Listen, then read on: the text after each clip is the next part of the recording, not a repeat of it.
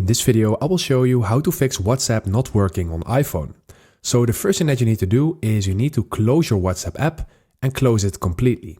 And after you did this, open your WhatsApp app again and see if it's working right now.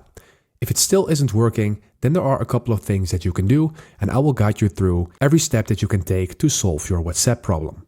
So the first thing that you can do, and the best thing that you can do, is going over to your App Store, and in your App Store or Google Play Store actually, type in WhatsApp and then look for WhatsApp Messenger.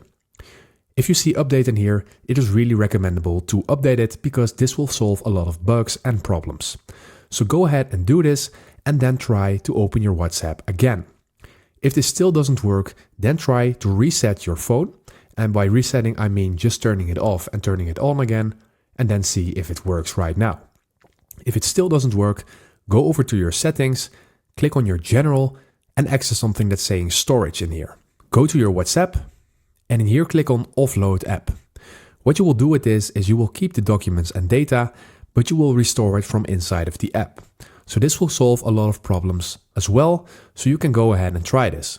If this still does not work, then you can try the last option, and that is by deleting the app completely and to download it again. But before you do this, please make sure that you are backed up with your important WhatsApp data, because you can lose everything by deleting it. And this action cannot be undone. So this is the last thing that you can do to fix WhatsApp not working on your iPhone. I hope this video helped you out. Please leave a like and consider subscribing, and then I see you in the next one.